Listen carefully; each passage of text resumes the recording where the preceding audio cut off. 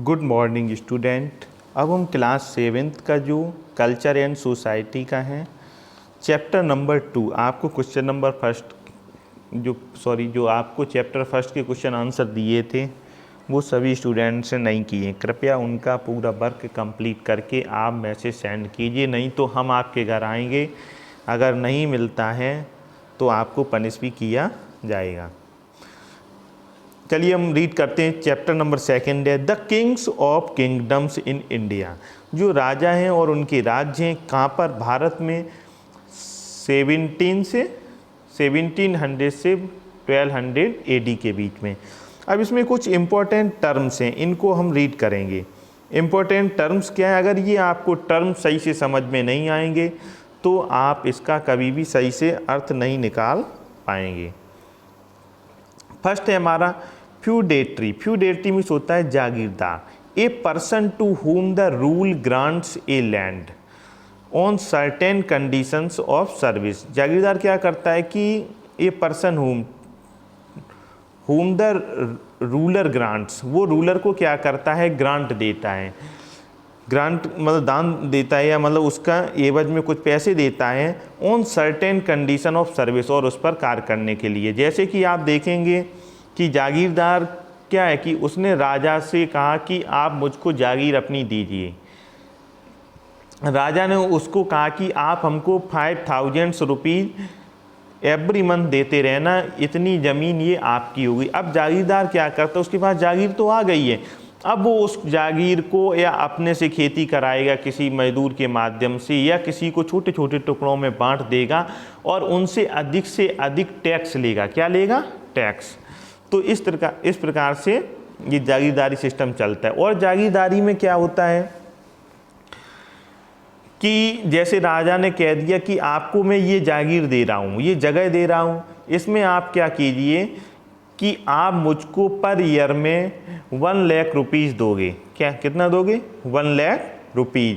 और इस इतनी जागीर के अंदर जो टैक्स को कलेक्ट कौन करेगा? जो जागीरदार होगा। तो उससे क्या है कि उसने पता चला कि टैक्स गलत नीतियों से या गलत प्रकार से करके 2 लाख कर लिया, लेकिन उसको कितना देना है? 1 लाख ही। तो उसके पास 1 लाख की बचत होगी या नहीं? अब नेक्स्ट आता है मंडलम्स। मंडलम्स क्या है? Province of the Chola kingdom. जो चोल राज्य ये उसके प्रोविंस का नाम है, ये क्योंकि ये साउथ में ये पड़ता है मंडलम। फिर आता है वलनाडु। वलनाडु क्या है? District of the Chola kingdom. जैसे कि आजकल जिला कहा जाता है, वैसे ही पहले चोल किंगडम में जिले को क्या कहा जाता था? वलनाडु। नाडु क्या है? Village in the Chola kingdom. जो चोल किंगडम में जिस विलेज कहा जाता है, जैसे कि हम आप गांव कहते हैं, ऐसे ही पहले चोल किंगडम में गांव को क्या कहा जाता था? नाडु। और जो डिस्ट्रिक्ट होता था उसको वलनाडु। नंबर नेक्स्ट आता है इसमें तनयूर। तनयूर क्या है? Large town in the Chola kingdom. जो चोल किंगडम में बड़े कस्बे होते थे उनको तनयूर कहा जाता था। फिर नेक्स्ट आता है नगरम। नगरम क्या है? Assembly dominated. ये एक असेंबली होती है, एक सभा होती है, डोमिनेटेड बाई ट्रेडर्स। ये किसके द्वारा डोमिनेट होती है? डोमिनेट, इसमें अधिक संख्या किसकी होती है? व्यापारियों की। ट्रेडर्स एंड मर्चेंट्स, इसमें व्यापारियों की और जो सौदागर होते हैं उनकी संख्या अधिक होती है। मतलब उन्हीं की एक ये सभा है, उसी का नाम क्या है? नगरम। फिर आता है मनीग्राम। मनीग्राम क्या है? Guild of traders. उस समय ये गिल्ड प्रणाली चलती थी, ये ट्रेडर्स का गिल्ड है। फिर आता है चेट्टी। चेट्टी किसको कहते थे? उस समय जो मर्चेंट्स होते थे, जो सौदागर होते थे, उन्हीं को चेट्टी कहा जाता था। अब आता है नंबर नेक्स्ट गोपुरम। गोपुरम का मतलब होता है लॉफ्टी टेम्पल गेटवेज।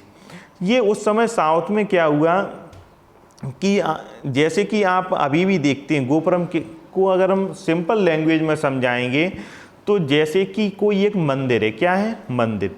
मंदिर के आसपास एक चारदीवारी होती थी और उसके आगे एक जो भव्य गेट बनाया जाता था, मतलब उस जो अंदर की बिल्डिंग को देख के काफ़ी बाहरी क्षेत्र में आकर के एक जो बड़ा सा गेट बनता था उसको ही गोपुरम कहा जाता है।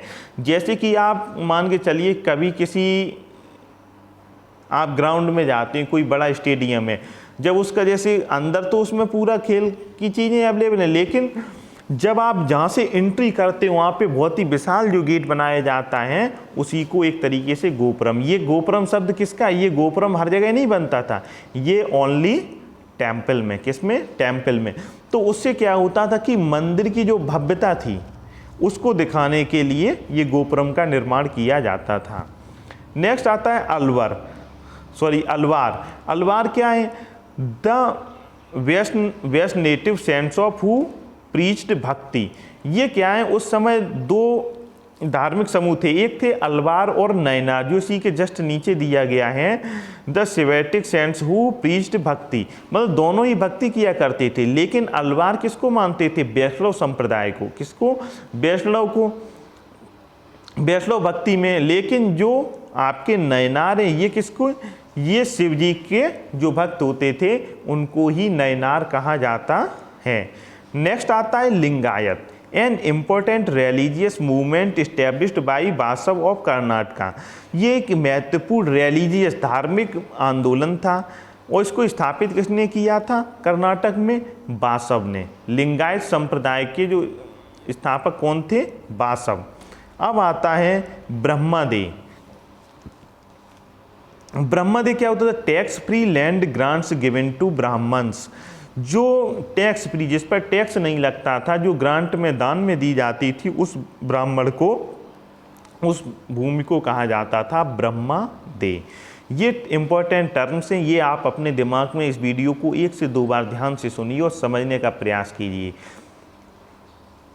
जैसे किसी ने आपसे पूछा चेट्टी क्या है, नाडू क्या है, वलनाडु क्या है, आप तुरंत बताइए वलनाडु क्या है, डिस्ट्रिक्ट है, नाडू क्या है, गांव है, तनियूर क्या है, जो लार्ज कस्बा होता है वो है, चेट्टी क्या है, व्यापारी हैं, अलवार कौन है, जो वैष्णव भक्त को मानते थे, और नयनार कौन है, जो शिव की उपासना किया करते थे। ये भक्ति पर आधारित थे। इनका मानना था कि आप ज़्यादा पूजा पाठ वैसे मत कीजिए बैठ के, इनका मतलब है भगवान का ध्यान कीजिए और भक्ति में लीन रहिए। अब हम देखते हैं इसका नेक्स्ट जो है, political developments in north India 700 to 1200 AD। अब देखेंगे पॉलिटिकल डेवलपमेंट कैसे हो रहा है। आफ्टर द डेथ ऑफ हर्ष, हर्ष की मृत्यु के बाद हिज वास्ट एम्पायर डिसइंटीग्रेटेड, जो व्यापक साम्राज्य था उसका इंटीग्रेशन टूट गया, मतलब एकीकरण खत्म हो गया, इनटू पीसेस, मतलब कई टुकड़ों में। An atmosphere of the confusion, ये जो वातावरण था कैसा था, कन्फ्यूजन का, असमंजस का। Chaos and anarchy prevailed in northern India, उस समय अव्यवस्था और अराजकता प्रिवेल्ड दिखाई देती है, दर्शाती है किसको, नॉर्दर्न इंडिया में। A large number of small state, बहुत ही एक बड़ी संख्या में, ये लार्ज नंबर ऑफ का मतलब होता है एक बड़ी संख्या में, मैनी ऑफ स्मॉल स्टेट, छोटे राज्यों की, हु वर फेडिटरीज ऑफ हर्ष, ये क्या थी, हर्ष के जागीरदार थे। इमर्ज्ड एन इंडिपेंडेंट किंगडम्स, अब ये क्या हो गए हैं, ये इमर्ज उभर गए हैं इंडिपेंडेंट स्वतंत्र साम्राज्य के रूप में, स्वतंत्र राज्य के रूप में। These kingdoms were constantly engaged in mutual war, जो ये राज्य थे वो क्या थे, कॉन्स्टेंटली इंगेज, ये आपस में म्यूचुअल वार, जो आपस में युद्ध हो रहा था उसमें इंगेज थे, उसमें लड़ रहे थे। Many important political development took place in India between 1700 and 1200 AD। बहुत मैनी मीन्स कई, इंपॉर्टेंट मीन्स महत्वपूर्ण, पॉलिटिकल मीन्स राजनीतिक, development means Vikas, took place in India, मतलब जो इंडिया के जिस प्लेस में कई महत्वपूर्ण राजनीतिक विकास कब हुए, बिटवीन 1700 से लेकर के 700 से 1200 AD के बीच में। Which came to be known as the Rajput period, इसको हम किस नाम से भी जानते हैं, Rajput period. In the 8th century 3 powerful kingdoms arose in northern India and Deccan.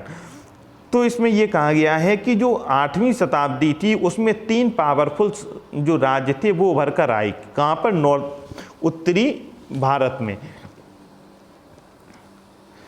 Arrows आते हैं उभर कर नॉर्दर्न इंडिया एंड दक्कन, और कहाँ से, दक्कन से।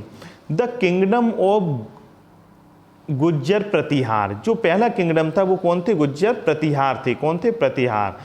The Palas and the Rashtrakuta, और एक पाल थे और तीसरे कौन थे? Rashtrakuta. These powerful kingdoms were constantly at war with each others, ये आपस में एक दूसरे से लड़ झगड़ रहे थे। जो आपके प्रतिहार साम्राज्य था ये आपके गुजरात के आसपास के क्षेत्र से लेकर के इधर था। जो पाल्स थे ये आपके वेस्ट बंगाल में, और जो राष्ट्रकूट थे ये आपके दक्कन में थे। ये तीनों उभरते और आपस में इनके युद्ध स्टार्ट होते हैं। इन द 10th सेंचुरी, 10वीं शताब्दी में क्या होता है? Many other Rajput kingdoms emerged, और 10वीं शताब्दी में कई राजपूत राज्य उभरते हैं in northern and central India, जो उत्तरी भारत है और मध्य भारत में। These included the